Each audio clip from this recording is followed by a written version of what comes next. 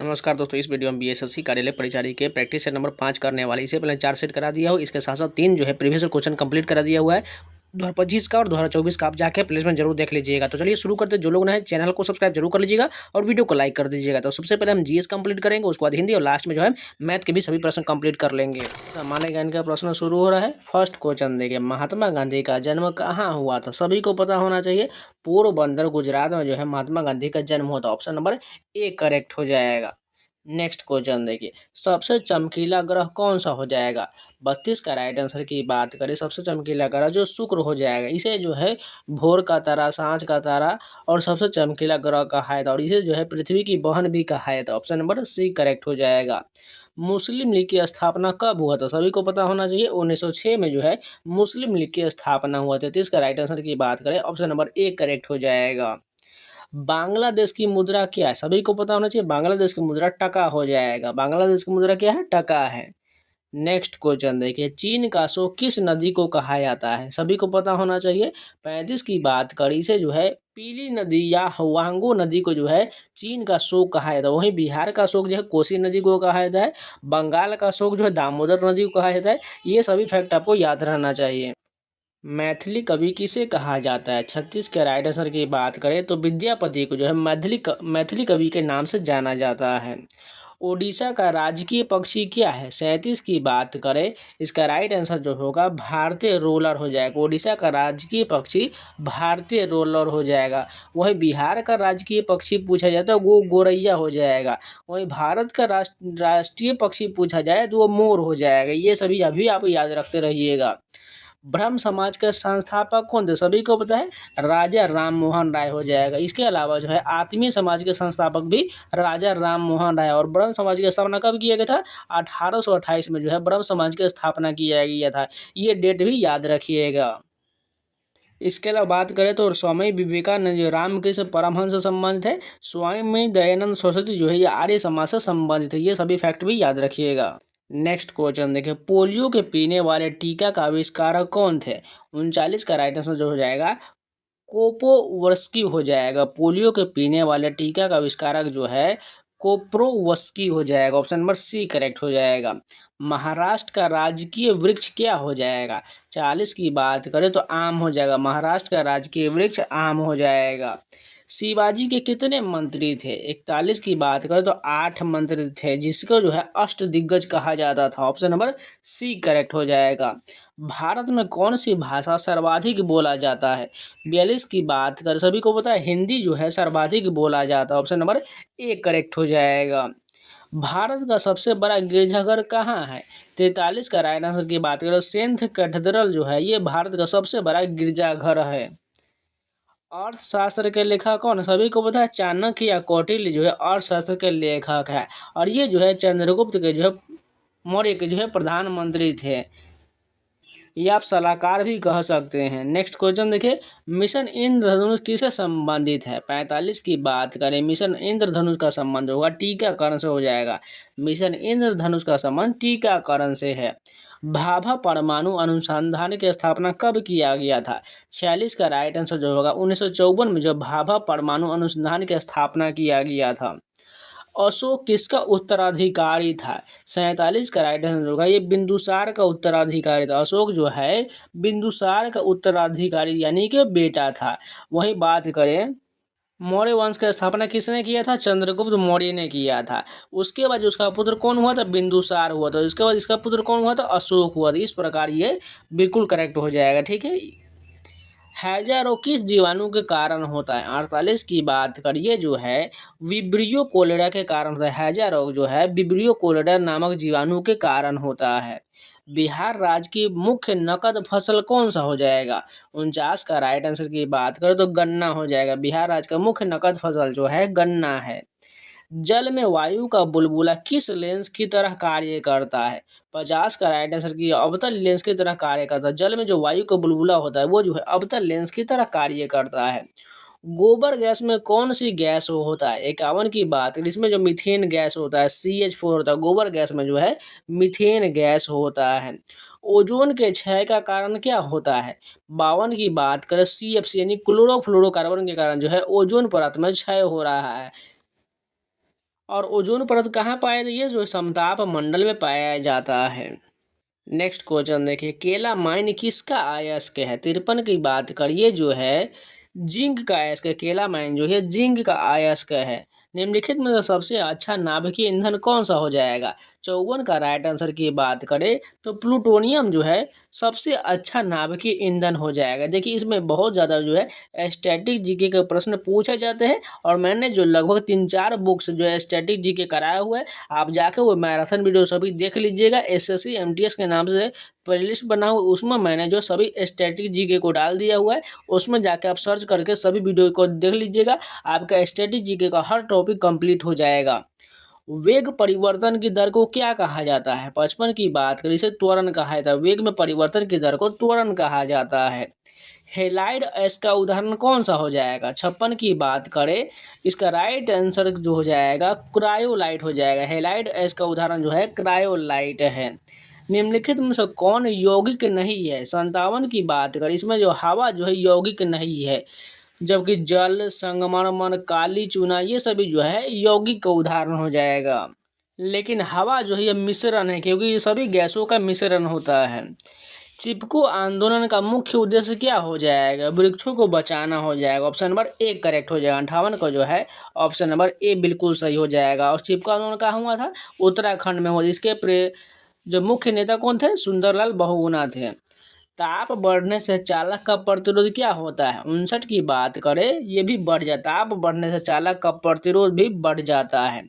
Hitler किसका प्रवर्तक था? 60 की बात करें ये जो है नाजीवाद का प्रवर्तक है। हिटलर जो है नाजीवाद का प्रवर्तक था। स्पिनिंग जेनी का आविष्कार कब हुआ था? 61 की बात करिए जो है 1764 में हुआ। और ये सभी प्रश्न आपको हिंदी के जो किताब में सोशल साइंस को जो किताब था उसमें आपको ये मिल जाएगा। स्पिनिंग जेनी का आविष्कार जो है 1764 में हुआ था। धुएं और कोहरे का सम्मिलित रूप क्या कहलाता है? 62 की बात करें ये जो है धुंध कहलाता है। धुएं और कोहरे का सम्मिलित जो है इसे धुंध कहा जाता है। बिहार का कितना क्षेत्र वनों से आच्छादित है?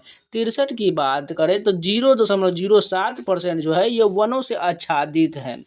भारतीय संविधान में मौलिक कर्तव्य किस देश से लिया गया? सभी को पता है रूस के संविधान से मौलिक कर्तव्यों को लिया गया। और ये कौन सा अनुच्छेद में? अनुच्छेद 51 ए या क कह सकते हैं। और भाग 4 में ए में इसका उल्लेख किया गया है। और ये अनुच्छेद जो है 51 ए और भाग 4 क में लिया गया। और ये जो है रूस के संविधान से लिया गया। और इसे कब शामिल किया गया था? 42वां संविधान संशोधन 1976 के माध्यम से टोटल जो है 10 मूल कर्तव्यों को जोड़ा गया था। किसकी सिफारिश पर? सरदार सोन सिंह समिति की सिफारिश पर जोड़ा गया था। बाद में एक और जोड़ दिया गया मौलिक कर्तव्य, वो कौन सा था? 86वां संविधान संशोधन 2002 के द्वारा जो एक और जोड़ दिया गया, ये जो शिक्षा का अधिकार था। किस देश की सीमा सर्वाधिक पड़ोसी देशों की सीमा को स्पर्श करता है? 65 की राइट की बात करें ये जो होगा चीन हो जाएगा। चीन जो है सभी सर्वाधिक पड़ोसी देशों के साथ सीमा साझा करता है। छपाक फिल्म की नायिका कौन थी? 66 का राइट आंसर की बात करें दीपिका पादुकोण हो जाएगा। छपाक फिल्म की नायिका जो है दीपिका पादुकोण थी। गिलहरियों का घर क्या कहलाता है? 67 का राइट आंसर की बात करें तो ड्रे कहलाता है। गिलहरी के घर को जो है ड्रे कहा जाता है। नेक्स्ट क्वेश्चन देखिए, बिहार के किस शासक ने हुमायूं को हराया था? 68 का राइट की बात करें शेरशाह सूरी ने जो है हुमायूं को 2 बार हराया था। पुस्तक वेल्थ ऑफ नेशन के लेखक कौन है? 69 की बात करें ये जो एडम स्मिथ हो जाएगा। वेल्थ ऑफ नेशन के लेखक जो है एडम स्मिथ है। लक्षद्वीप समूह में कुल द्वीपों की संख्या कितना है? 70 की बात करें टोटल जो 36 द्वीप है लक्षद्वीप समूह में कुल द्वीपों की संख्या 36 हो जाएगा। अब चलिए यहाँ पर से हिंदी के प्रश्न कंप्लीट कर लेते हैं। निम्नलिखित में से कौन हिंदी के व्यंग्यकार के रूप में प्रसिद्ध थे? 71 की बात करें तो हरिशंकर परसाई जो है हिंदी के व्यंग्यकार के रूप में प्रसिद्ध थे। कनक कनक ते 100 गुनी में किन 2 पदार्थों की तुलना किया गया है? 72 की बात है जिसमें जो सोना और धतूरा की तुलना किया गया है। कनक कनक ते 100 गुनी में सोना और धतूरा की तुलना किया गया है। निम्नलिखित में से कौन सा शब्द कर्मधारय समास का उदाहरण है? 73 की बात है इसमें किसमें कर्मधारय दिख रहा है? कमल नयन जो है यानी नयन जो है कमल के समान जो होता है उसे जो है कर्मधारय समास में आ जाएगा। ऑप्शन नंबर सी करेक्ट हो जाएगा। बाकी ये जो है दानवीर हो गया, पंकज हो गया, पंचतंत्र हो गया, ये सभी जो है अलग समास हो जाएगा। बात करें पंका तत्पुरुष हो जाएगा, दानवीर भी तत्पुरुष हो जाएगा। पंचतंत्र ये तत्पुरुष हो सकता है, या तो ये जो होगा द्विगु समास होगा, क्योंकि यहाँ देखिए अंक आ रहा है पंचतंत्रों का समास, ये द्विगु समास हो जाएगा। लेकिन कमल ना, यानी जो विशेषता बताया वो कर्मधारय समास के अंतर्गत आ जाएगा। निम्नलिखित में से शुद्ध लिखा शब्द कौन सा हो जाएगा? 74 की बात करें, हितैषी जो ये बिल्कुल शुद्ध लिखा गया, बाकी सभी गलत लिखा गया है। निम्नलिखित में से कौन स्त्रीलिंग शब्द है? 75 की बात है, इसमें कौन स्त्रीलिंग हो जाएगा? दया जो है ये स्त्रीलिंग हो जाएगा, बाकी सब जो पुल्लिंग हो जाएगा। पत्र हो गया, सतीब हो गया, काष्ठ हो गया, ये सभी पुल्लिंग शब्द है। काला अक्षर भैंस बराबर लोकोक्ति का अर्थ क्या हो जाएगा? सभी को पता है। 76 की बात करें तो निरक्षर होना हो जाएगा। काला अक्षर भैंस बराबर निरक्षर होना। हुंकार किसकी कृति है? 77 की बात करिए, जो रामधारी सिंह दिनकर की कृति, हुंकार जो है रामधारी सिंह दिनकर की कृति है। अत्यंत कौन सा संधि है? 78 की बात करिए, जो है यन संधि हो जाएगा, अत्यंत में जो है यन संधि है। निम्नलिखित में से कौन संयुक्त व्यंजन का उदाहरण है? 79 की बात करें, इसमें कौन सा संयुक्त व्यंजन हो जाएगा? अक्षर और त्र में जो है संयुक्त व्यंजन का ये उदाहरण हो जाएगा। आप लोगों को हिंदी का ग्रामर कंप्लीट करना है, जब तक कंप्लीट नहीं करिएगा आपको ये हिंदी का प्रश्न नहीं बना पाइएगा। इसलिए आप लोग हिंदी ग्रामर कम से कम कंप्लीट कर लीजिए, जाके यूट्यूब पर सर्च कर लीजिए, किसी भी क्लास को देख लीजिएगा, जिससे आपको हिंदी ग्रामर कंप्लीट हो जाएगा। नेक्स्ट क्वेश्चन देखें, सही वर्तनी का चयन कीजिए। 80 का राइट आंसर की बात करें तो ऐतिहासिक जो यहाँ पर बिल्कुल सही लिखा गया है। घर और आंगन किस समास का उदाहरण है? 81 का राइट आंसर की बात करें द्वंद्व समास हो जाएगा। देखिए जब भी मैंने आपको बताया था ये ट्रिक, बीच में जो रेकरिंग आ जाए समझ जाइएगा वो द्वंद्व समास का उदाहरण हो जाएगा। बाकी बहुव्रीहि समास जो भगवान वाले ये अर्थ होते हैं। द्विगु में मैंने बताया है जो उसमें नंबर होगा यानी अंक रहने वाला है। तत्पुरुष ये सामान्य रहने वाला है, और द्वंद्व तो मैंने बताया है ये बीच में जो है या रेकरिंग होगा या एक दूसरे के ये अपोजिट होगा। बिल्कुल ये द्वंद्व समास का उदाहरण हो जाएगा। नेक्स्ट क्वेश्चन देखें, साड़ी का बहुवचन क्या होगा? 82 की बात करें तो साड़ियाँ हो जाएगा, साड़ी का बहुवचन साड़ियाँ हो जाएगा। मैं भी यह जानता हूँ, इस वाक्य में मैं भी कौन सा निपात है? 83 की बात करें, इसमें जो है बलदायक निपात दिया गया। मैं भी यह जानता हूँ, इसमें जो है बलदायक निपात दिया गया है। मनोयोग का सही संधि विच्छेद कौन सा हो जाएगा? 84 की बात करें, मनः जोड़ योग जो है बिल्कुल सही संधि विच्छेद हो जाएगा। कौन सा बहुव्रीहि समास का उदाहरण है? 85 की बात करें, इसमें जो है नीलकंठ जो है यह बहुव्रीहि समास का उदाहरण हो जाएगा।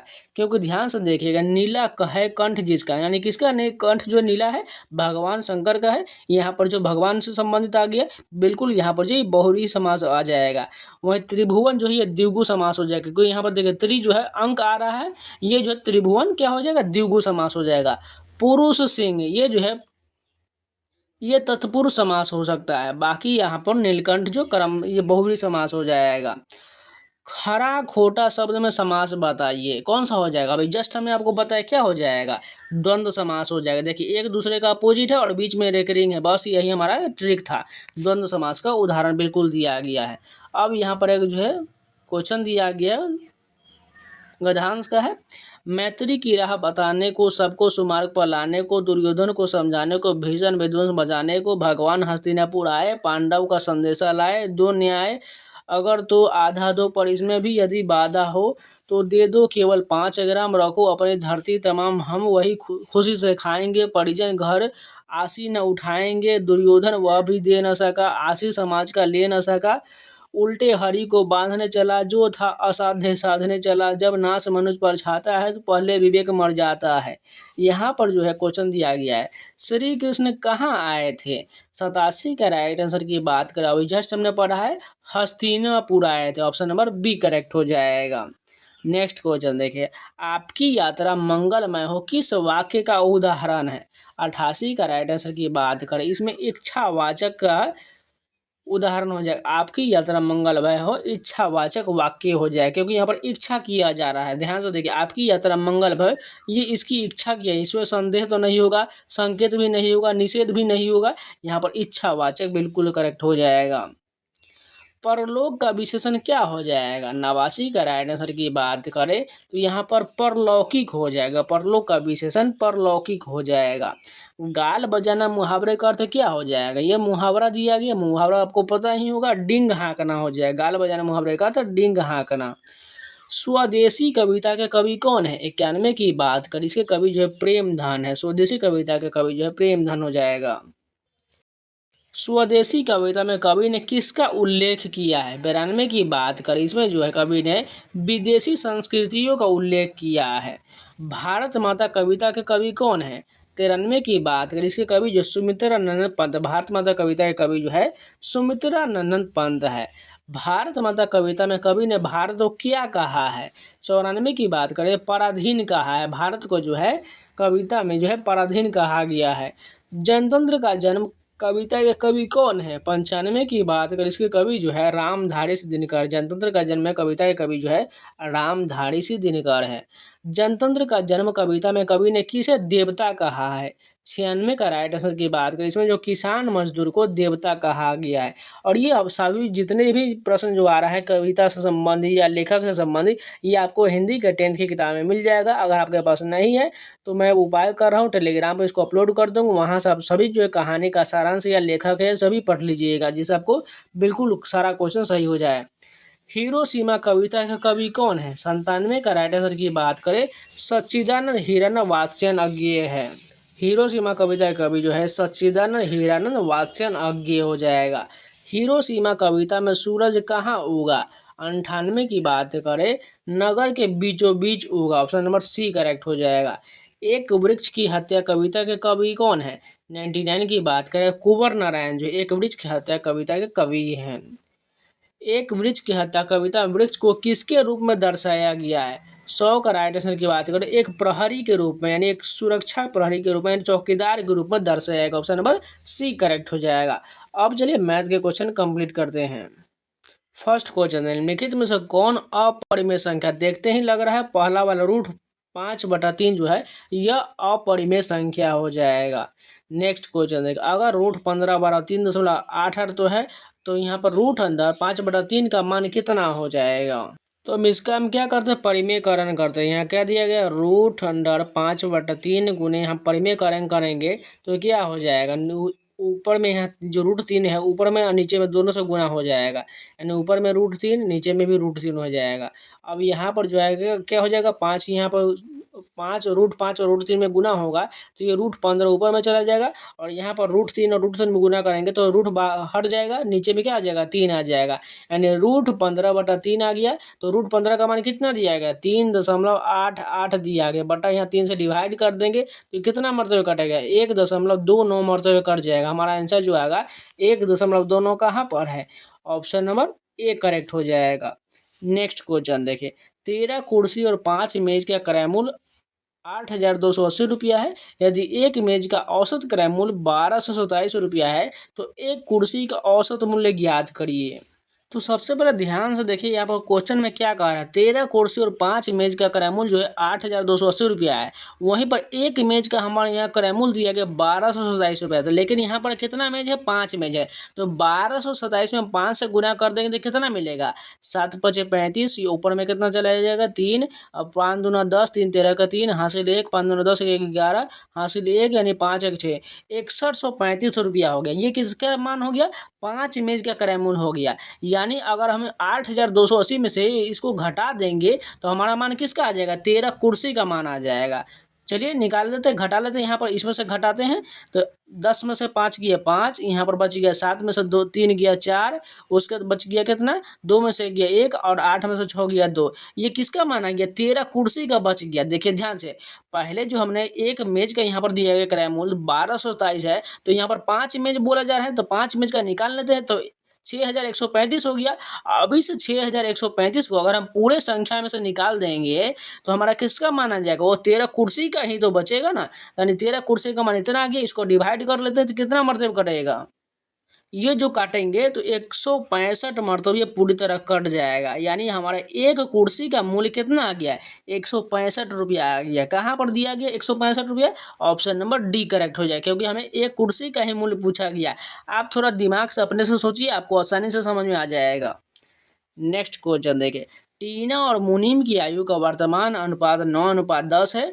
10 वर्ष पूर्व उनकी आयु का अनुपात 4:5 था। तो मुनीम की वर्तमान आयु ज्ञात करिए। तो हमें किसका निकालना है, मुनीम की वर्तमान आयु निकालना है। तो मुनीम का देखिए अनुपात क्या दिएगा वर्तमान का, और वर्तमान का 10 दिया गया है, यानी 10 का कोई गुणज होने वाला। 10 का गुणज कौन सा है, ऑप्शन नंबर डी है और ऑप्शन नंबर ए है। यानी इसी को पहले हम चेक करेंगे जिससे हमारा आंसर आ जाएगा। इसको हम थोड़ा साइड में करते हैं जिससे आपको स्पष्ट रूप से दिखेगा, ठीक है।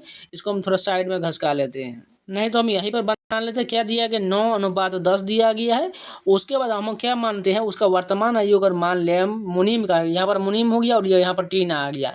अगर हम इसका वर्तमान मान लेते हैं 20, तो ऑप्शन हमें सेटिस्फाइड होना चाहिए 4:5 की। कितना वर्ष, 10 वर्ष पूर्व। अगर हम इसमें से 10 घटा लेंगे तो 20 में से 10 घटाएंगे क्या बचेगा, 10। और यहाँ पर अगर हम, क्योंकि इसका दुगुना है, 10 दूना 20, तो 9 दू का दुगुना 18 हो जाएगा। तो 18 में से अगर हम कितना घटाएंगे, 10 वर्ष घटाएंगे तो 8 बचेगा, यानी 8:10 हो गया। अब देखिए इसको काटेंगे 4 मरतबे, 4 दूना 8, लेकिन 4 से नहीं कटेगा, ये हम इसको 2 से काटेंगे। 2 चौका 8 और 2 पंचे 10, बिल्कुल यहाँ पर 4:5 अनुपात बन रहा है। यानी हमारा ऑप्शन जो है 20 वर्ष पहला वाला बिल्कुल सही हो जाएगा।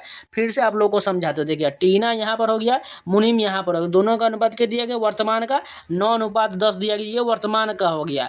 और उसकी आयु जो है 10 वर्ष पूर्व बोला गया, यहाँ पर देखो उनकी आयु 4:5 के अनुपात में है। तो मान कर चलिए अगर मुनीम का जो है यहाँ पर वर्तमान का 10 दिया गया है, तो इसका गुणज ही तो कोई इसका आंसर होगा ना। अगर 20 वर्ष मान लिए तो 20 वर्ष का देखिए 10 का अनुपात 20 कितना, 2 गुना है। तो ये 9 को, टीना का भी तो 2 गुना होगा, 9 का 2 गुना 18 हो गया। अब इस 18 को जो है और यहाँ पर 20 दिया गया है, इन दोनों में से 10 वर्ष पूर्व जाएंगे तो 10 वर्ष दोनों में से घटाना पड़ेगा। तो 20 में से 10 घटाए तो 10 हो गया। उसी प्रकार 18 में से 10 घटाए तो क्या बच गया, 8 बच गया। अब इसको अनुपात के काट लिए, जैसे दोनों कटने वाला था, तो 4:5 अनुपात बिल्कुल बन रहा है 10 वर्ष पहले वाला। यानी यही ऑप्शन हमारा जो होगा सही हो जाएगा। उम्मीद है आप लोग को समझ में आ गया होगा।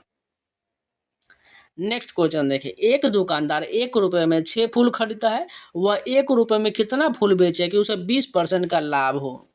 तो ध्यान से देखिए, एक दुकानदार 1 रुपये में 6 फूल खरीदा, यानी 1 रुपये में वो 6 फूल खरीदता है।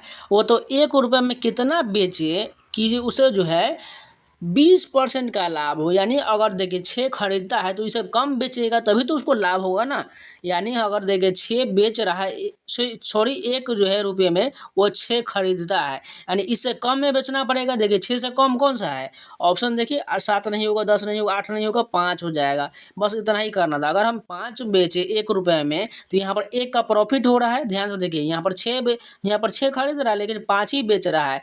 किस पर बेच रहा है, तो ये कितना का प्रॉफिट, 1 का प्रॉफिट किस पर हो रहा है, 5 पर। यानी 1/5 गुने 100, यानी 20% बिल्कुल आ रहा है। 20% का लाभ भी हो रहा है, यानी 1/5 ही हमारा आंसर जो होगा 5।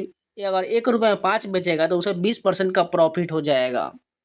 इसी प्रकार बनाना बिल्कुल आसानी है, लेकिन अगर इस प्रकार नहीं बनाना चाहे तो वो कैलकुलेशन मेथड लगा सकते हैं, थोड़ा लंबा जाएगा। लेकिन अनुमान की तरफ से मान लीजिए, देखिए 1 रुपये में वो 6 फूल खरीदता है तो इसे कम में बेचेगा तभी तो उसको फायदा होगा। देखिए दोनों में यहाँ पर रुपया बराबर ही दिया गया है, तो हमें 6 फूल के जगह पर ही कमी करेंगे तभी तो हमारा प्रॉफिट होगा ना। नेक्स्ट क्वेश्चन है, एक आदमी अपने वास्तविक रफ्तार से 3/4 रफ्तार पर अपने ऑफिस हमेशा 20 मिनट देर से पहुंचता है, तो उस आदमी को वास्तविक रफ्तार से ऑफिस पहुंचने में कितना समय लगेगा। बस सिंपल है। देखिए यहाँ पर क्या दिया गया, चाल दिया गया, 3 और 4 दिया गया, नहीं पहले वह 4 से ज़्यादा था, अभी वर्तमान में 3 से जा रहा है, ठीक। यानी ये चाल का अनुपात है तो समय कितना हो गया, 3:4 हो गया, क्योंकि उलट जाएगा समय और चाल जो एक दूसरे का अपोजिट होता है। तो उसमें देरी कितना का हो रहा है समय का, देखिए 1 का देरी हो रहा है। 1 का मान कितना दिया गया, 20 दिया गया, तो वास्तविक समय कितना हो जाएगा, 20 से 3 गुना कर दीजिए, 20 × 60 मिनट होगा। कहाँ पर, ऑप्शन नंबर डी करेक्ट हो जाएगा। लेकिन वर्तमान में कितना जा रहा है, 20 × 84 कर 80 मिनट लग रहा है। यानी अभी जो लेट से जा रहा है तो उसे 80 मिनट लग रहा है, लेकिन पहले जो 60 मिनट लगता था, दोनों का अंतर कितना है, 20 बन रहा है बिल्कुल, यानी यही ऑप्शन हमारा सही हो जाएगा। यहाँ पर जो चाल का जो है उल्टा हो जाता है समय, इस बात को ध्यान रखिए, क्योंकि यहाँ पर समय दिया गया तो हमें समय का ही निकालना पड़ेगा, इसलिए यहाँ पर हमने उल्टा किया है। नेक्स्ट क्वेश्चन देखिए, 64 लीटर दूध तथा जल के मिश्रण में दूध तथा जल का अनुपात 5:3 है। इस अनुपात को 3:5 करने के लिए कितने लीटर जल या में मिश्रण डालने की आवश्यकता होगा।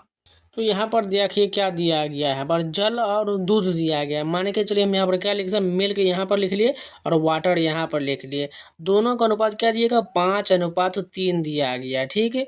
और इसका कुल योग कितना दिया गया, 64 लीटर दिया गया है। तो इसमें देखिए 5 3 8 है, 8 से जब इसको डिवाइड करेंगे तो 8 मतलब कट जाएगा, यानी 1 का अनुपात 8 आ गया। तो यहाँ पर दोनों में गुना करते हैं तो 8 में गुना करेंगे 5 से तो 40 हो जाएगा, और यहाँ पर करेंगे 8 से 24 हो जाएगा। दोनों का हमने मान निकाल लिया है, यानी मिल्क जो है 40 लीटर है, तो वाटर इसमें 24 लीटर है।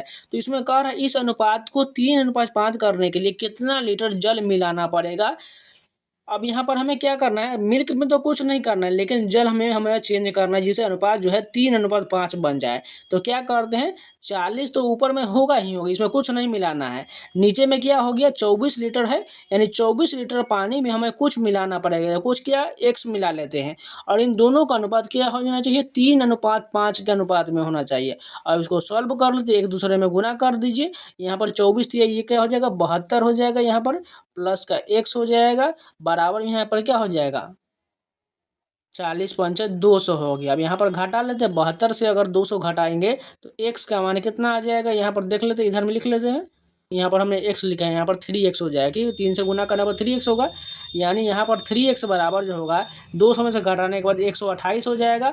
अब यहाँ पर x को रहने देते, 128/3 हो जाएगा। यहाँ पर लिख लेते हैं 128/3 से भाग कर देंगे तो क्या आ जाएगा, 42.2/3 आएगा। 42.2/3 कहाँ पर है, ऑप्शन नंबर ए करेक्ट हो जाएगा। बस इतना ही था। नेक्स्ट क्वेश्चन देखिए, इसको सॉल्व करने का बाद हमारा आंसर क्या आ जाएगा। अगर आप ध्यान से देखिएगा तो ये क्या दिया गया, a + b का whole square minus a - b का होल स्क्वायर दिया गया है, बटे में यहाँ पर a b दिया गया है। तो इसका फार्मूला होता है 4ab होता है, यानी ऊपर में 4 कॉमन हो जाएगा, और यहाँ पर क्या दिया गया, 893 इंटू में 786, और नीचे में क्या दिया गया है, उसी प्रकार 893 इंटू 786 दिया गया। तो दोनों से ये दोनों कट जाएगा, तो बचेगा क्या, 4 आंसर होने वाला है हमारा। ये जो अलजेब्रा का क्वेश्चन था, अलजेब्रा का अगर फार्मूला आपको पता होगा तो आसानी से बन सकता है, लेकिन आप इसको नहीं बनना चाहते अलजेब्रा मेथड से, तो आप सिंपल इसमें कैलकुलेशन कर लीजिए। देखिए ये रहा हमारा मतलब 4 आंसर बिल्कुल सही हो जाएगा। निम्नलिखित में से कौन सा युग्म सह अभाज्य हो जाएगा। 9 की बात करें, इसमें कौन जो है सह अभाज्य दिया गया है। तो इसका सिंपल है, क्या करते हैं, इसमें हम मौसा निकाल लेते हैं। तो 15-20 का मौसा क्या हो जाएगा, इसका मौसा जो है 5 आने वाला है, क्योंकि 5 से दोनों कटेगा तो ये नहीं होगा। देखिए 15 और 52 के इसमें देखिए 3 आ रहा है क्या, 3 × 5 = 15, 3 से कटेंगे इसको 52 को, तो 3 से 15 और 52 के एचसीएफ 1 आएगा, लेकिन इसमें क्या होगा, एक से ज़्यादा इसमें भी गुणनखंड है। जैसे देखिए अगर 15 का गुणनखंड निकाले तो क्या हो जाएगा, 1 3 5 और 15 होगा। वहीं क्या 52 का निकाले तो 1 2 4 13 26 और 52 होगा। इसमें देखिए एक से ज़्यादा है, इसलिए यह सह अभाज्य संख्या नहीं होगा। 9 और 16 की बात करें तो इसका जो है यही बिल्कुल हमारा 9 और 16 का एचसीएफ 1 होगा, यही बिल्कुल करेक्ट होने वाला है। नेक्स्ट क्वेश्चन है, 148 तथा 124 का मौसा क्या हो जाएगा। सिंपल है, यानी इसमें सबसे बड़ा जो है फैक्टर कौन सा होने वाला है। देखिए 1 से तो कटेगा, इसको छोड़कर चलिए 1 तो नहीं होने वाला, ये 2 से कट जाएगा। लेकिन देखिए 2 के अलावा 4 जो सबसे बड़ा फैक्टर है, यानी 4 से ये दोनों कट जाएगा। तो एचसीएफ का मतलब ही होता है हाईएस्ट कॉमन फैक्टर, यानी ऑप्शन नंबर डी सही हो जाएगा। एक फुटकर विक्रेता थोक विक्रेता से 40 कलम 36 कलम की निर्धारित दर पर खरीदता है। यदि फुटकर विक्रेता उन कलमों को 1% बट्टे पर बेचता तो उसका परसेंट लाभ क्या होगा। तो यहाँ पर ध्यान से देखिए क्या कह रहा है, एक फुटकर विक्रेता थोक विक्रेता से 40 कलम 36 कलम की निर्धारित दर पर खरीदता है। तो यहाँ पर क्या हो रहा है, यहाँ पर लाभ 4 का हो रहा है। कैसे, देखिए 40 में से 36 घटाइए 4 हो जाएगा, और नीचे में कितना पर खरीद रहा है, 36 पर खरीद रहा है, और यहाँ पर 100 से गुना कर दिए परसेंटेज के लिए, 4 से काटिए 9 मरतबे, यानी 100/9% आ जाएगा। ठीक, अब इस क्या करना है, इस पर जो है वह 1% बट्टे पर बेचता है। तो यहाँ पर लिख लीजिए साइड में 100/9 जो दिया गया है, इसमें हमें 1% का छूट भी देना है, और यहाँ पर फिर से 100/9 आ जाएगा, और गुना कर लेते हैं, गुने यहाँ पर आ जाएगा 1/100 आ जाएगा। यहाँ पर दोनों का गुणनखंड हम निकाल रहे हैं सक्सेसिव मेथड से, यहाँ पर इसको मिटा लेते, नहीं तो आपको दोनों में यहाँ पर भिन्न लगेगा। यहाँ पर 4/36 को इसको घेर दिए। अब इसको सॉल्व कर लेते हैं, यानी इस 100 से ये कट गया, यानी इधर 1/9 आ गया, इधर कटेंगे तो 100 में से 9 गया, कितना आ जाएगा 91/9, और माइनस में क्या आ जाएगा 1/9, तो 91 से एक गया क्या हो जाएगा 90/9, 9 से डिवाइड करेंगे 90, 10 में से कट जाएगा, यानी 10% का प्रॉफिट होगा। कहाँ पर है, ऑप्शन नंबर ए करेक्ट हो जाएगा। नेक्स्ट क्वेश्चन देखिए, किसी व्यापारी के सामानों का अंकित मूल्य उसके क्रय मूल्य से 30% अधिक है, वह अपने ग्राहकों को अंकित मूल्य पर 10% का बट्टा देता है, उसे कितना परसेंट का लाभ हुआ। सेम उसी प्रकार का क्वेश्चन है, ये भी सक्सेसिव मेथड से बनाएंगे। देखिए पहले 30% बढ़ाया गया, यानी 30 यहाँ पर लिख लेते हैं, और 10% का बटा, यानी बटा घटा है ही बढ़ता है, तो माइनस का 10, फिर से माइनस करेंगे, और 30 गुने 10/100 कर देंगे। बस यही हमारा मान निकल जाएगा, 2 0 से 2 0 कट जाएगा दोनों का, इधर में -3 बचेगा, 30 में से 10 गया, क्या हो जाएगा 20 - 3 कितना आ जाएगा 17 हो जाएगा, यानी 17% का लाभ कहाँ पर, ऑप्शन नंबर डी करेक्ट हो जाएगा। नेक्स्ट क्वेश्चन देखें, तीन संख्या में से पहली संख्या दूसरी संख्या के दुगुना है तथा दूसरी संख्या तीसरी संख्या से तिगुना है। यदि तीनों संख्याओं का योग 40 है तो सबसे बड़ी संख्या ज्ञात करिए। तो सबसे पहले हमने फर्स्ट संख्या लिख लिया, दूसरी संख्या लिख लिया और तीसरी संख्या लिख लिया। जैसे जैसे बोला गया उसी प्रकार फॉलो करते हैं। सबसे पहले कह रहा है पहली संख्या दूसरी संख्या से दोगुना है, उसके बाद कह रहा है दूसरी संख्या तीसरी से तिगुना है। मान के चलेगा तीसरी को हम 1 मान लेते हैं, तो तीसरी से दुगुना कौन दिया गया है, सॉरी तिगुना बोला है यहाँ पर, देखिए तिगुना बोला गया है, यानी दूसरी संख्या जो है तिगुना, यानी 1 का तिगुना करेंगे तो 3 हो जाएगा दूसरी संख्या। अब वो फिर वो फर्स्ट संख्या पर आते हैं, तो पहली संख्या दूसरी से दुगुना है, यानी दूसरी से दुगुना करेंगे तो क्या हो जाएगा 6 हो जाएगा, और इन तीनों का योग क्या दिया गया 40 दिया गया, तो तीनों को ऐड कर लेते हैं, 6 3 9 1 10, 10 का मान क्या दिया गया है 40 दिया गया, तो कितना गुना है 4 गुना है। और तो सबसे बड़ी संख्या पूछा गया है, तो इसमें 6 में गुना कर दी, 6 6 24 होने वाला है, कहाँ पर है 24, ऑप्शन नंबर 1 करेक्ट हो जाएगा। नेक्स्ट क्वेश्चन देखें, वह कौन सी न्यूनतम संख्या है जो 10 12 15 18 से पूर्णतः विभाजित होगा। अगर सबसे पहले 10 12 15 18 के एलसीएम निकालेंगे तो इसके एलसीएम कितना हो जाएगा, लॉसा जो होगा 180 होगा, तो 180 से कौन डिवाइड होगा, बस ऑप्शन नंबर डी करेक्ट हो जाएगा। बस इतना ही करना था, क्योंकि हमें न्यूनतम संख्या पूछा गया, इसलिए जो है सबसे छोटा न्यूनतम संख्या 180 दिया गया है। नेक्स्ट क्वेश्चन देखें, पी क्यू आर बराबर 1 दिया गया, तो इसका मान निकालना है। ये क्वेश्चन थोड़ा लॉन्ग मेथड में जाएगा, इसका आंसर जो है 1 आने वाला। बस आपको जो है इसमें सभी का मान जो हमारा 1 रखने का प्रयास करना है, और सभी को जो फिर का जोड़ करते जाना है। थोड़ा लंबा मेथड जाएगा, इसको भी छोड़ देते हैं, आपका आंसर जो 1 आ जाएगा। इसका सोल्यूशन पीडीएफ मैं टेलीग्राम पर अपलोड कर दूंगा, वहाँ से आप लोग देख लीजिएगा। नेक्स्ट क्वेश्चन है, एक बैग में 10 पैसे तथा 20 पैसे का कुल जो है 36 सिक्का है। यदि बैग में कुल जो है 5.6 रुपया हो तो 20 पैसे के सिक्कों की संख्या क्या होगा। तो यहाँ पर हम सबसे पहले क्या करते हैं, क्या निकालना है हमें, तो 20 पैसों के सिक्कों की संख्या निकालना है। तो हम मान लेते हैं ऑप्शन के अनुसार बनाएंगे, नहीं तो ऑप्शन से नहीं बनाएंगे तो यहाँ पर x मानना पड़ेगा। तो सबसे पहले अगर मान के चलते ऑप्शन नंबर 20 ही मान लेते हैं, तो यहाँ पर क्या बोला गया 10 पैसा तथा यहाँ पर 20 पैसा है। तो 20 पैसे सिक्कों की संख्या मान के चले 20 मान लेते हैं, तो 20 गुने 20 कितना हो जाएगा 400 हो जाएगा, नहीं ये 4 रुपया हो जाएगा। 400 पैसे का मतलब क्या होता है 4 ही रुपया ना होगा। उसके बाद 4 रुपया जब ये हो गया तो बचा कितना 5.6 में, यहाँ पर कितना 1 रुपया 60 पैसा हो गया, यानी 1 रुपया 60 पैसा यहाँ पर हो गया। यहाँ पर कर लेते हैं, तो जब 20 सिक्का यहाँ पर हो गया तो बचा कितना 16 सिक्का हो जाएगा, क्योंकि 36 सिक्का टोटल बोला गया। देखिए ध्यान से देखिए 20 सिक्का यहाँ पर है तो 16 ही सिक्का ना बचेगा, तो 10 का यहाँ पर 16 बिल्कुल बन रहा है, यानी ऑप्शन नंबर हमारा यही सही हो जाएगा। बस इतना ही करना था, ऑप्शन से देखिए कितना आसानी से बन जाता है। नेक्स्ट क्वेश्चन देखिए, यदि एक व्यक्ति वर्तमान में अपने बेटे से 4 गुना बड़ा है, 5 वर्ष पहले वह व्यक्ति अपने बेटे के उस समय की उम्र का 9 गुना था, तो व्यक्ति की वर्तमान उम्र पूछा गया है। ध्यान से देखिए, एक व्यक्ति वर्तमान में अपने बेटे से 4 गुना है, यानी 4 गुना वाला आंसर हमारा बिल्कुल आने वाला है।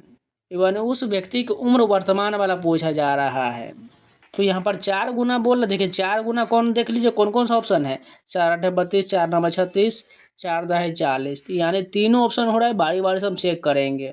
तो यहाँ पर हम बना लेते हैं, फादर यहाँ पर बना लिए, सन यहाँ पर बना लेते हैं, वर्तमान बोल रहे थे, प्रेजेंट यहाँ पर लिख रहे हैं। ध्यान से देखिएगा, प्रेजेंट यहाँ पर लिख लिए, अपने बेटे से 4 गुना बड़ा है, यानी सन का 1 है तो ये 4 गुना हो गया। 1 का 4 गुना 4 ही तो हो रहा है। उसके बाद कह रहा है 5 वर्ष पहले वह व्यक्ति अपने बेटे का उस समय की उम्र का 9 गुना था। क्या करते, ऑप्शन ले लेते हैं, और वर्तमान वाला जिसे हम 5 वर्ष उसमें घटाएंगे। मान के चलो ऑप्शन नंबर हम 40 ले लेते हैं। किसका हो गया, ये फादर का हो गया। अगर 40 ले लेते हैं वर्तमान में उसका उम्र, तो 4 का कितना गुना है, 10 गुना हो गया। तो इसका 10 गुना कर लेते हैं सन का, तो ये भी 10 हो जाएगा। तो यहाँ पर देखिए, अब 5 वर्ष दोनों में से घटाएंगे। 5 वर्ष पहले, तभी तो उसका जो हम यहाँ पर अनुपात जो जाएगा 9 गुना हो जाएगा ना। तो दोनों में से 5 घटा लेंगे तो सन का कितना बचा, 5 बचा। इसका क्या बचेगा, 10 में वर्तमान 40 है तो 40 में से 5 घटाएंगे तो क्या बचेगा, 35 बचेगा। अब देखिए, ये जो है पूछ रहा है बेटे को उस समय की उम्र का 9 गुना। देखिए 5 का 9 गुना 35 हो रहा है, नहीं हो रहा है, यहाँ पर तो ज़्यादा जा रहा है, यानी ये हमारा बिल्कुल गलत हो जाएगा। ऑप्शन नंबर हमारा 40 नहीं होगा। अब दूसरा 36 रख करके देखते हैं। अगर फादर का हम वर्तमान जो है 36 रखेंगे तो 4 का कितना हो गया, 9 गुना हो गया। 4 नंबर 36, तो इसका भी 9 गुना करना वालेगा, 9 हो गया। अब इसको 5 वर्ष पीछे लाया जाता है, तो 9 में से 5 अगर 4 बचेगा, 9 में से 5 कितना हो गया, 4 बचेगा। यहाँ पर 36 में से क्या घटाना है, 5 घटाते, ये 31 हो जाएगा। अब देखिए, ये 4 31 का 9 गुना बन रहा है, नहीं बन रहा है, ये भी हमारा ऑप्शन गलत हो गया। अब बचा कौन सा option, option number D correct हो जाएगा। इसको भी चेक करके दिखा देते हैं। अगर मान के चलिए इसका 32 वर्तमान रख लेते हैं फादर का, तो इसका 4 का कितना गुना है, 8 गुना है, यहाँ पर 8 हो गया। अब इसको भी 8 गुना कर लीजिए, 1 का 8 गुना 8 हो जाएगा। 8 में से 5 घटाएंगे तो ये 3 हो जाएगा।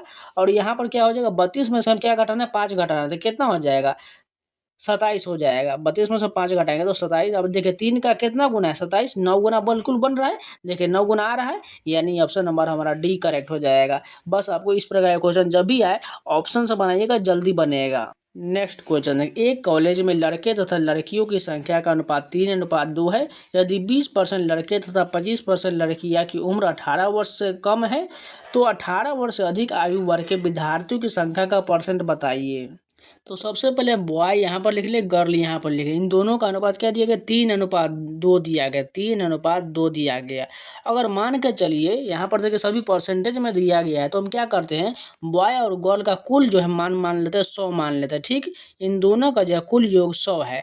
अगर हम 3 अनुपात निकालेंगे, 3 2 5, यानी 20 हो जाएगा, 20 3 60, इसका मान हो गया, और ये 40 आ गया, मानी 60 जो बॉय है और 40 गर्ल्स है। ठीक है, अब कहा रहा 20% लड़के तथा 25% लड़कियों की उम्र जो है 18 वर्ष से कम है, तो हमें 18 वर्ष से अधिक आयु वाले के विद्यार्थियों का परसेंटेज निकालना है।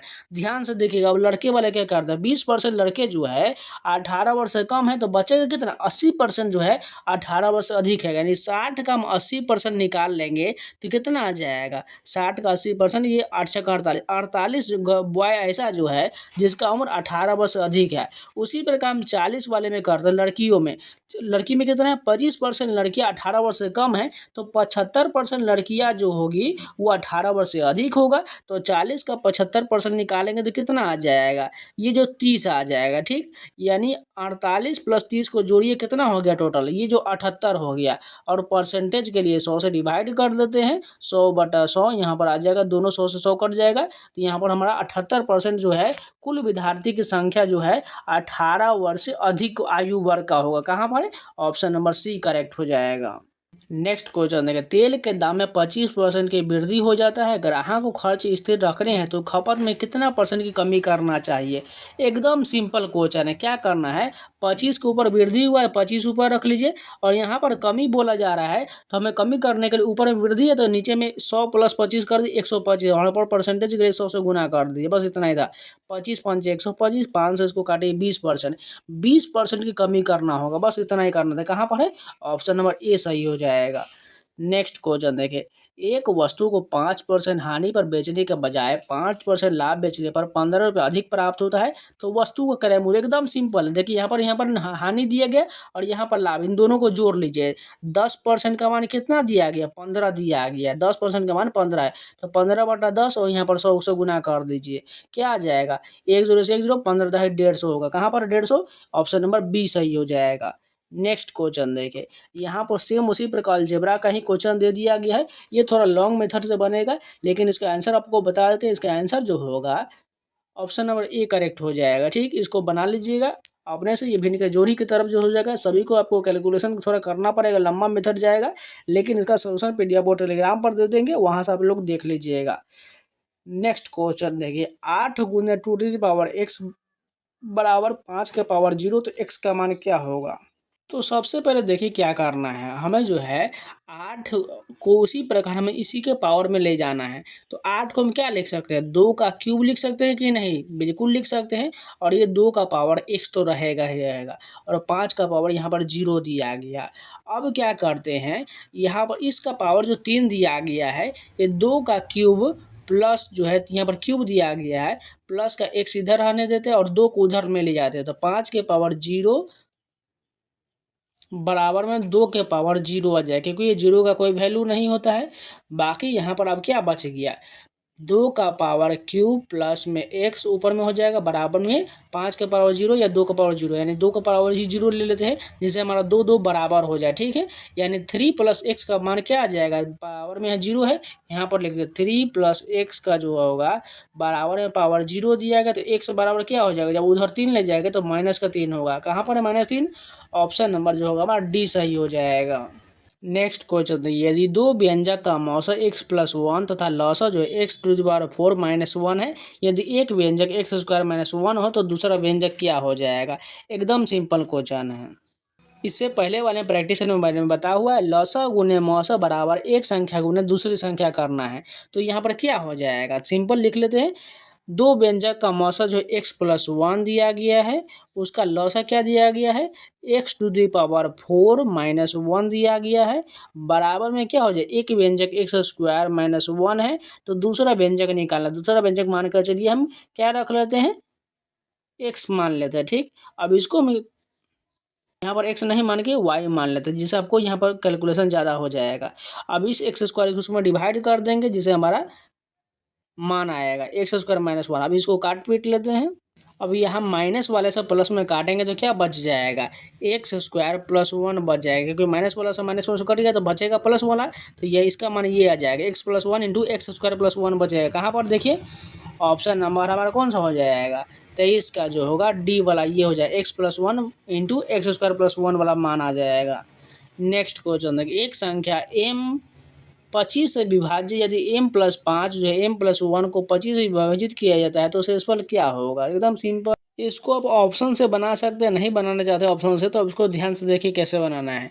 पहले कह रहा है m+5 जो है और m+1 जो है, ये दोनों किससे विभाजित है, 25 से विभाजित है। इन दोनों का गुणनखंड कर लेते तो क्या हो जाएगा, m² + 6m+5 आने वाला है। अब आगे कहा गया है, ये जो प्रश्न दिया गया, ये जो 25 से विभाज्य है, ये 25 से किससे विभाजित है, यानी m जो है यहाँ पर ऊपर में कहा गया m 25 से विभाजित है, ये कट जाएगा, ये भी कट जाएगा, तो बचेगा क्या, 5 ही तो बचेगा ना, यानी शेषफल जो होगा 5 होने वाला। कहाँ पर, ऑप्शन नंबर ए करेक्ट हो जाएगा। नहीं तो ऑप्शन यहाँ पर नंबर 5 रख के देख लीजिए, और ये नंबर आपको सभी पता चल जाएगा। नेक्स्ट क्वेश्चन देखिए, क्योंकि m को विभाजित किया गया 25 से, न कि 5 को। ठीक से, किसी वस्तु का क्रय मूल्य उसके एक अंकित मूल्य का 90% है, अंकित मूल्य पर 1% की छूट देने के पश्चात लाभ परसेंट क्या होगा। सेम सक्सेसिव मेथड का क्वेश्चन दिया गया। तो सबसे पहले मान के चलिए, किसी वस्तु का क्रय मूल्य जो उसके अंकित मूल्य का 90% है, तो हम अंकित मूल्य यानी मार्क प्राइस जो क्या मान लेते हैं, 100 मान लेते हैं। तो क्रय मूल्य क्या हो जाएगा, CP, ये CP जो हो जाएगा इसके अंकित मूल्य का क्या बोलेगा, 90%, तो ये 90 ही होगा। अब यहाँ पर अंकित मूल्य पर 1% का छूट देने के बाद, यानी ये अंकित मूल्य जो इस पर 1% का छूट देंगे तो बेचेंगे कितने में, 99 में बिक गया। अब क्रयमूल्य जो है 90 है और यहाँ पर विक्रयमूल्य क्या हो गया 99 हो गया। कितना का प्रॉफिट मिल गया 9 का। किस पर मिल गया क्रयमूल्य जो है 90 पर। आप परसेंटेज के लिए 100 से गुना कर दीजिए, 9 से काटिए 10 और यहाँ पर ये 10 मरतबा यानी 10% का प्रॉफिट होगा। कहाँ पर है ऑप्शन नंबर सी सही हो जाएगा। 25 का राइट आंसर ऑप्शन तो सी हो जाएगा। वह धनराशि क्या है जो 2 वर्षों में 16% की वार्षिक ब्याज दर से चक्रवृद्धि ब्याज पर यहाँ पर कितना दिया गया है 2,18,40 रुपया हो जाएगा। यानी हमें चक्रवृद्धि ब्याज निकालना है तो पहले धनराशि तो दिया नहीं गया, ऑप्शन से बना लेते हैं।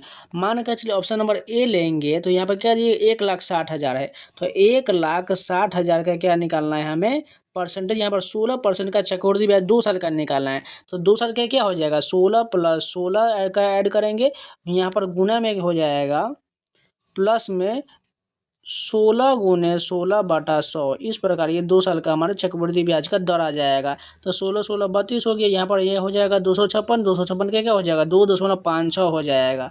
यानी इसको भी ऐड कर देंगे कितना हो जाएगा 34.56 जो है 2 साल का ये दर आ गया।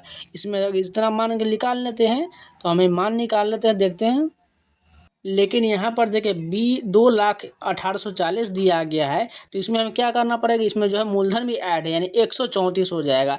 तो 134.56 का मान निकालना है तो ये 2 0 से 2 0 काट दीजिए, ये इसमें गुना करेंगे तो ये बहुत ज़्यादा चला जाएगा। 2,18,40 नहीं आने वाला है। यानी ऑप्शन नंबर हमारा बी बिल्कुल सही होगा। यहाँ पर 1.5 लाख का जो निकालेंगे 134.56 तो बिल्कुल हमारा 2,18,40 आ जाएगा।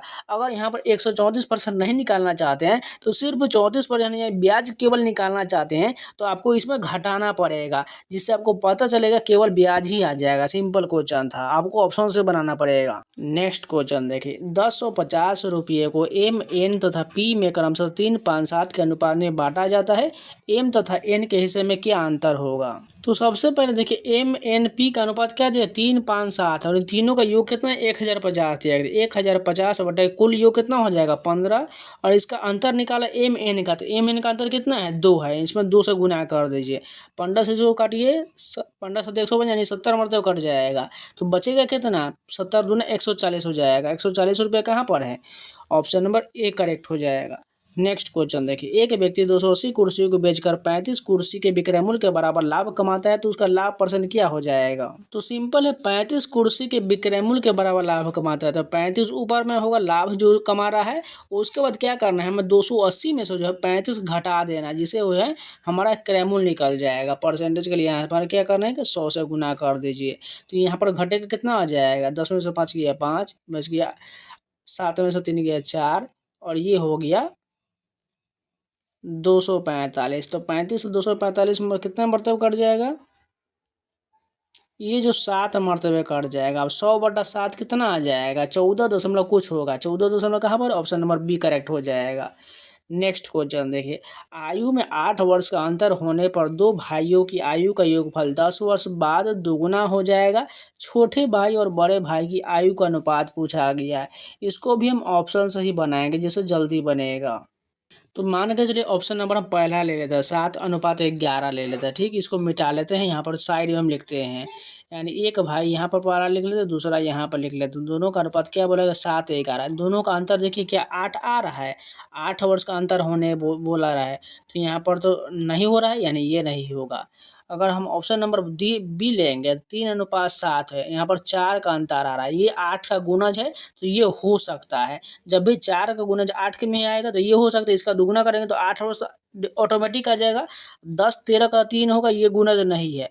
8 और 9 का 1 है ये गुणज हो सकता है लेकिन ये छोटा वैल्यू तो हम ऑप्शन नंबर बी से चेक करेंगे। ठीक है, तो इसका हम दोगुना कर लेते हैं। 3 का दोगुना 6 हो जाएगा, 7 का दोगुना 14 हो जाएगा। इन दोनों का अंतर देखिए 8 बिल्कुल आ रहा है। अब देखिए क्या कह रहा है इन दोनों का योगफल जो है 10 वर्ष दोगुना हो जाएगा। दोनों का योगफल क्या है 14 6 20 और 20 जो है ये 10 वर्ष बाद दोनों में ऐड कर दीजिए तो 10 10 ऐड करते हैं तो इसमें 10 ऐड करेंगे तो 10 6 16 हो गया। यहाँ पर ऐड करेंगे तो ये 24 हो गया। इन दोनों को ऐड करिए कितना हो गया 40। तो 10 वर्ष बाद दोगुना हो रहा है बिल्कुल हो रहा है यानी ऑप्शन नंबर हमारा बी बिल्कुल सही हो जाएगा। नेक्स्ट क्वेश्चन देखिए इसका मान निकालना है। इसको सॉल्व करने के बाद x² बिल्कुल आंसर आ जाएगा।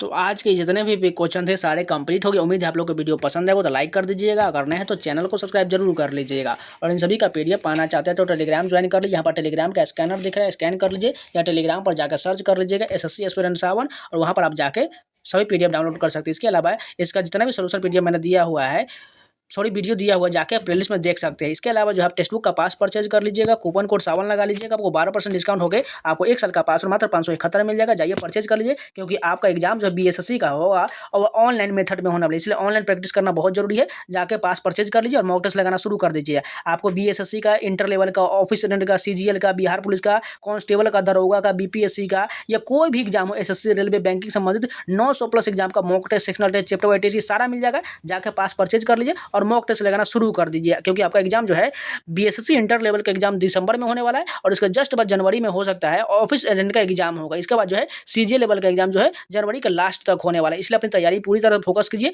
और जाकर मॉक टेस्ट लगाना शुरू कर दीजिए, क्योंकि एग्जाम जो है ऑनलाइन टीसीएस के द्वारा करवाया जाएगा। तो चलिए मिलते हैं नए वीडियो के साथ, तब तक के लिए जय हिंद।